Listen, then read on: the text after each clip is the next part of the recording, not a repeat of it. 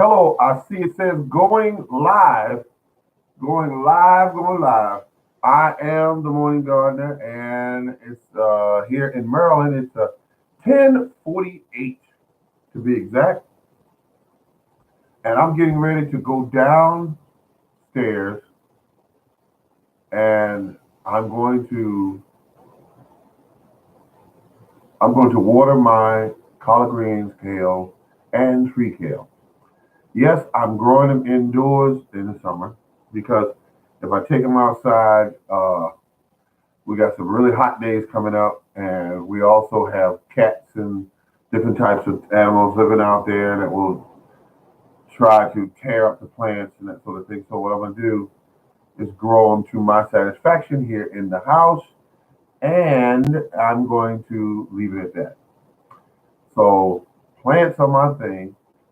I'm having a good time at this. I'm loving it. Definitely got definitely have the timing right. I started these plants, they're gonna do great. And so how it goes is this: grow as much food as you can. So fall is coming up. Definitely put something in for fall. And I want you to do this. When spring comes back around, as well as fall, overplant. And what that means, plant more than what you actually need. So that if you have a plant over here that dies, or this one here got knocked over and it was killed, you have tons of plants to back it up. So you're not running into any problems with not having enough plants. That's what I do. I learned that from a farmer years ago.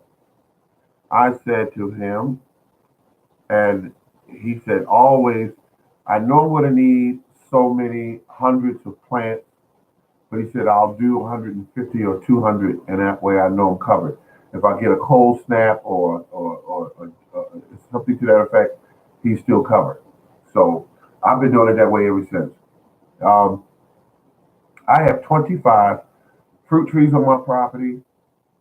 Um, Looks a bit like a jungle, um, but I keep it neatly cut so that the grasses, when you're walking through the yard, you just walk in the grass is about that tall, and and I keep it cut with a sharp blade, and so when you walk through and you see the trees, it's like the trees are on the sides of the property, so you're walking through, it's all open, just the sides is like it's got blind spots, so you don't see the neighbor's house, you don't see the neighbor's garages and things like that. So um, I'm not going to do any more trees anytime soon.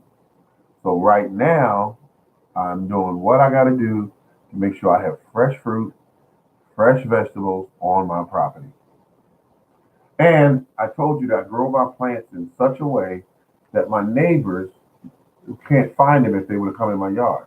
And I love that. I use the weeds. I use the style that I grow them in. I don't grow them in um, that straight line. Like the farmers used to do it, one straight line, 3 feet or 18 inches apart, another straight line. I don't do that. Oh, thank you for the thumbs up. Appreciate it.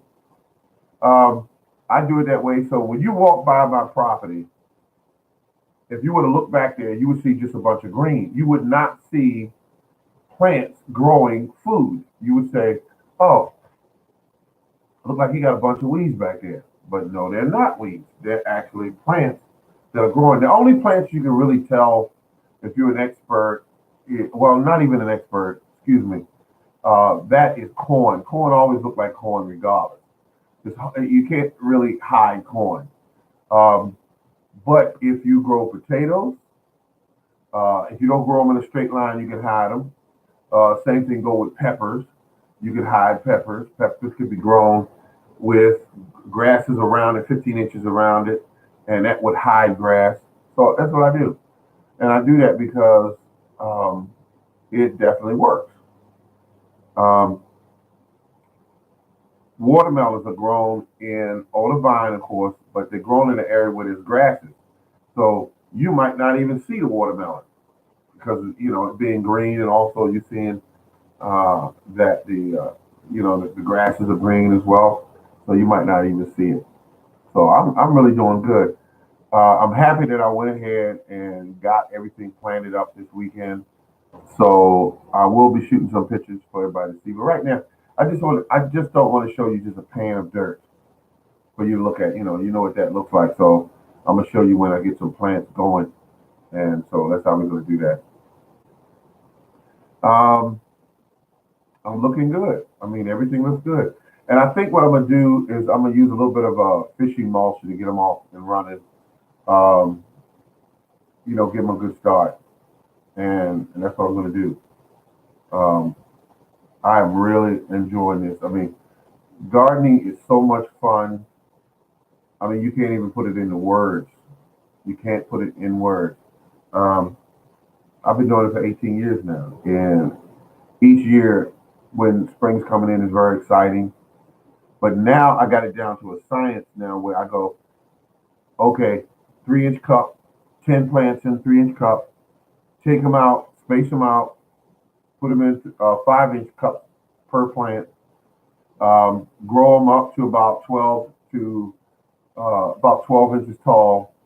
And then when the weather breaks, it gets about 50-degree nights and it's steady, start putting them out. But you want to first harden them off. Harden them off is real easy. You put them in a shaded area, uh, and they get hardened off because of the wind that blows around, and also you don't want to put them in direct sunlight, and you just brought them outside. Direct sunlight. You can. Some people do. I don't. I'm just saying I don't. I don't want to go out there and see the leaves scorched and all that. So I just put them in partial shade. And once I do that, the plants will slowly harden off. I'll leave it out there for about maybe an hour, take it back in. Next day, I'll do an hour or 15 minutes, maybe an hour, 30 minutes, take it back in. And then I keep repeating that for about a week. And then I'm able to just leave it out there in the shade and allow the plants to harden off. Another thing you can do if you don't want to do that, go through all that trouble, is they got a thing called winter sowing where you put the plants inside of a greenhouse you make out of like a plastic milk jug or a plastic soda bottle jug or whatever, and you use that to the seeds are not going to grow until it's time for them to grow. Rain can get in there. Um, you just put a good medium in there so that you can grow your plants. Um, and plants are going to do what plants do. They're going to start growing, and there's a ton of videos on winter sowing. Um, they allow you to not have to fuss over the plant, and as soon as the weather changes and gets correct for each type of seed that you grow, they're going to start growing, and that's the great thing about it. Is the system perfect? Nope, not perfect at all. Because sometimes you'll put them in there and they won't be successful. And then most of the time you put them in there and they'll be successful. But you're collecting all these jugs and you're cutting them in half and you're taping them up with the gray tape, what they call duct tape. That's the only tape you use. And the rain will rain down into the jug. You got holes in the bottom so that they'll drain straight through. Yeah, winter sowing was a great way to grow stuff. And you could also look it up right here on YouTube. It's a wonderful thing, folks. Definitely grow as much as you can. Get addicted to it because we're living in a different time now, and you need to, keep that in mind and be able to learn how to do what you need to do to make sure that you grow some of your own food. Um, and like, I grow cherries. Why? They're expensive. I grow peaches. Expensive. Apples. Expensive. I grow those.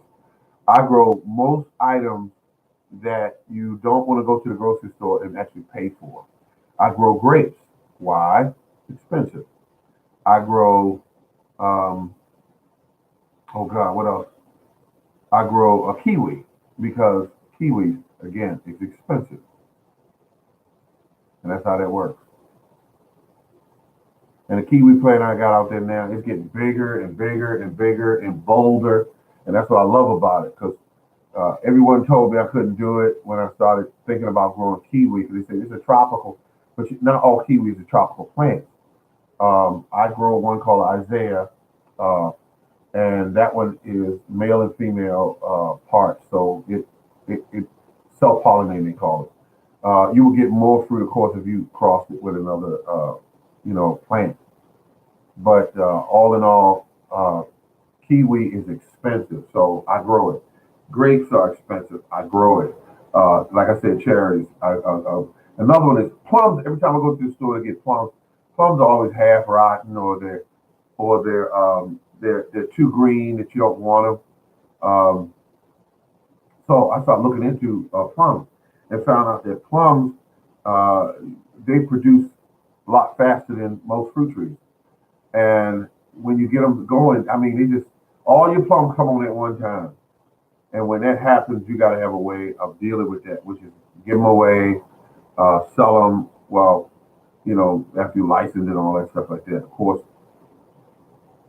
but you can do what you got to do, but definitely make certain that you can make pies from them. You can do a lot of things with fruit. That I can't name them all right now. But this is the Morning Gardener, and the Morning Gardener is telling you grow as much as you can. Grow. The trees are getting more expensive. Absolutely.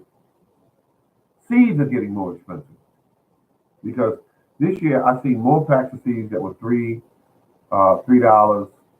than I've ever seen in my life. When I first started gardening, seeds were like 97 cents a piece, maybe $1.50 at the most. Now they know you're growing food with those seeds, and they want their cut. So when you buy seeds, make certain that you're not buying seeds that will not grow again. Try to grow seeds that will grow again. Heirloom seeds that will grow again. You get it from a very good tomato that does well in your area. Um, you remove the seeds from it. You kind of do a fermentation thing where you remove the gel from around the seeds and you take them out and you let them dry and then you put them in a envelope from your bill collectors and you name peaches. Well, excuse me, not peaches, but name whatever kind of tomato you're using and the date, you know, and that's what you do. And next year you put it in there. The seed already has the genetics in it from your soil, so it will automatically take off. It will not have to familiarize itself with the makeup of your soil and then start growing. It will automatically start growing. So that's how that works, folks. Um, Learn as much as you can, and I want you to, in your location, find out what grows well in your location. If it's a type of okra, what kind of okra? What kind of tomatoes that do well in your location? Because sometimes you can try to grow things that just don't do well in your location. So you want to grow things that do well in your location. Talk to gardeners that have been gardening before you started. What do you grow? Frank says, I grow big boys. Oh, yeah. You can take a mental note of that or save it to your phone. And guess what seeds you're going to grow when it comes time to start growing? You're going to go with the seed that grows well in your area. You're going to grow big boys, and you're going to make certain that the big boys that you grow are heirlooms. And the heirlooms grow well in your location. So you might spend, let's say, $3 on a pack of seeds, and you grow eight or nine, well, depending on how many, but eight or nine plants. And you usually try to pick the plant that produces, excuse me, the tomato that produces first. That is the leader. That tomato that produces first. You let it go all the way to ripe, and then you harvest the seeds from it. But you want to get the strongest tomato, and that's usually the one that produces first. And then you do that with your okra. You do that with your watermelon. You save those seeds. You can also help other people out too by when you grow seeds. Hello, how you doing? Okay, okay, Supreme Family Garden. I love it. I love it when people tune in. I love it. But Do that. Save your seeds and and definitely keep a fresh stock of seeds. Because I have seeds, I have old seeds, I have new seeds. But when I do old seeds, I always plant a little more of them because I know that they tend to fall off as they get older in some cases. But you get them growing and then you start harvesting those seeds. Another thing is I grew some mustard greens and I have some seeds from that. And I think what I'm gonna do is I'm gonna also put some of that in the ground and try to get it to go to seed because all I want is I want the plant, but I also want the seeds from the plant. I want that because you need fresh seeds and you need to keep a stock of fresh seeds. Seeds are seeds are uh, to me are like money. Is that you're holding on to genetics because when you go to the store and you don't have it, you got to pay them an arm and leg to get it again. Why not just hold on to it? Um, so I'm good. I mean, I got healthy fruit trees on my property. Um, I clip or prune them, and I throw the cuttings down underneath the trees and let them eat from that. Um, the ashes from the fireplace. I sprinkle that throughout the yard at the end of the year for my pellet stove. Um, so it's a beautiful thing. You got to really come correct when you dealing with it.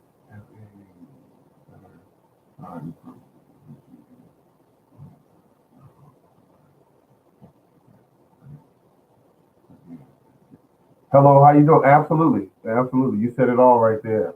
You said it all. Um, I saw you put together a while back this greenhouse, and I said he's going to do okay. I said he's going he got. I said you have a good start right there.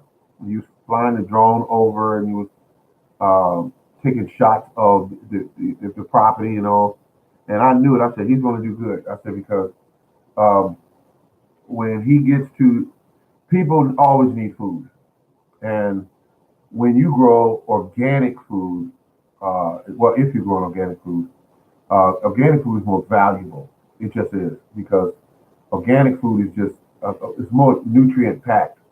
Um, so people will pay a little bit more for that because they know that they're getting a better deal. When I go into the market and I see lettuce and I see potatoes and things like that, I know all that stuff was grown fast. I know that stuff was grown quick and fast, and they don't care how it. They don't care about the taste. They don't care about the nutritional value of of those items. They care about what it looks like. That's what sells it. So I love kiwi. I'm growing kiwi. I like grapes. I'm growing grapes. I grow all the stuff I like. I don't grow anything I don't like. I have about three different varieties of wait a minute, one, two, three. I think yeah, three different varieties of cherries. Four different varieties. Excuse me, four. I have three different varieties of plums.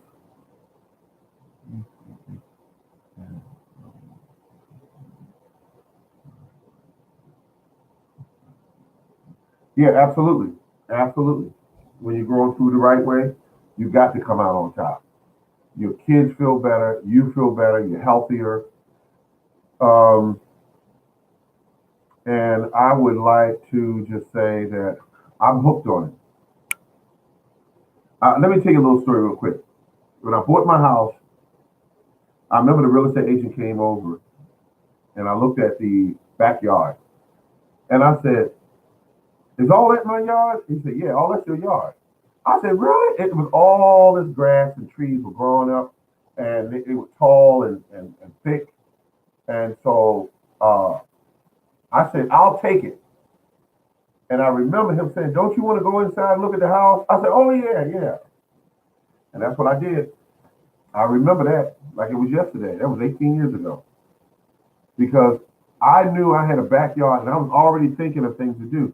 Even though I had these huge, it cost me thousands of dollars to get rid of those trees. But I cut down as much as I could. I set a dumpster out there, and I did three dumpsters. I did. $2,000 worth of actual professional tree cutters. And when I did that, they came out and they removed those trees in like 30 minutes, and that was 2 grand for that. I couldn't even believe it, but I couldn't believe it. They moved them out of there so quick, cut them up, and I asked them for the wood chips. They said, "You don't want that." Back then, I didn't know any better. I said, "Oh, okay," because I was going to use it as compost. He said, "You don't want that." He said, "That tree is it's the type tree it is. It's not very good for nothing." And so he took it. But anyway, I digress. Um, I started growing tomatoes and cucumbers at first, and I saw how big the cucumbers got, and how big the tomatoes got, and I said, "Why is this? This soil must be good." And all it was there was nothing really growing on this soil that took the nutrients out of the soil, but just a couple of grasses and some weeds.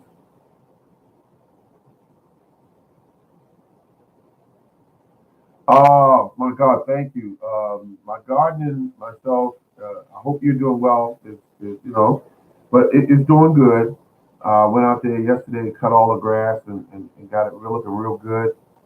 Um, like I said, I cut my grass. I leave it right where it is. I cut all through the main garden, and I left it right there, and it just leaves of this mat of just brown grass all over everything, fertilizing the soil. I believe deeply in chop and drop. And the reason why is because I see it work. You are supposed to do it the correct way, fertilizing your soil during the fall and the winter. That's how Mother Nature does it. They don't. We are only gardener that gets out there in the spring and start putting down all these fertilizers that we buy in these stores and wonder why stuff is not growing right. And it's because you're fertilizing at the wrong time. Uh, you're actually supposed to be fertilizing and getting that soil right in fall, and then let the you put the organic matter on top of the soil and let it sit there all winter long. And what will happen is when it snows, when it rains, it's going to rot and it's going to go down, and then gravity's going to carry that water that comes from those leaves and grass clippings and weed cuttings that you put everywhere. It's going to send that material right down through the soil, fertilizing everything. And when you do it that way, your soil gets rich, fertile, all winter long, just like it does in the forest. The forest is just a bed of leaves, tree branches, and all that stuff falls off of those trees and just sits there all winter. Some of it gets buried deep and it just sits there. Uh, yeah, I'm glad you caught me here live streaming. I love this. I like giving information, things that I've learned to my good gardeners. I love it because people get better. And put it like this: I don't know everything, neither do you. But together, we have a wealth of information. The information that we can share and help each other become better gardeners. And what will happen is when we go to these videos, there'll be all these people on there. That's why I envision with these huge tomatoes and big pieces of okra and big watermelons, and they're telling you how they're doing it, and they're sharing the information. And then the grocery stores are getting nervous, and the people that work at these plants that are growing all these vegetables and fruits fast just to make a buck are thinking we better grow better quality because these guys are growing their own stuff. They're growing their own stuff. They're moving away from the doctor's office because they're using their gardens as the place where they get their medicines at. They're getting their vegetables and their fruits from the garden, and they're becoming healthier. And they're not buying pills anymore, and they're just getting a better outlook on what it feels like to actually eat better food. I'll give you an example. When I eat from my garden, I get a charge. I don't get that from grocery store food. I don't get it from grocery store food. Um, I get a charge, and it stays, it lasts, it hangs in there. for a long period of time. Um, yeah, food. Yeah, absolutely. You're correct. 100%. Food is medicine. That's all it is. That's all it is. The main thing that grows on my property is kale. Kale is one of the superfoods. Yes, it is. When it comes to fruit, blueberries are one of the superfoods. I have that. Blackberries, superfood. I have that. Kiwi has so much vitamin C in it, it trumps the orange. I have that growing. So I'm strategically growing foods that will keep me healthy. Now, I would love to grow oranges. I would love to grow lemons. I love lemons. I love another thing is what they call it, lime. I can't grow that here without going through a whole bunch of changes because it's a tropical fruit and it doesn't grow well right here in zone 7B. We got winters that go down to 5 degrees, and plants don't like that. Apple tree will tolerate it for a long period of time, depending on the apple variety, and that's how that works. This is the Morning Garden Show. Thank you very much, everyone, for tuning in. I appreciate you. Um, I'm glad I got a chance to talk to all of you. Thank you very much, and have a good evening. Thank you.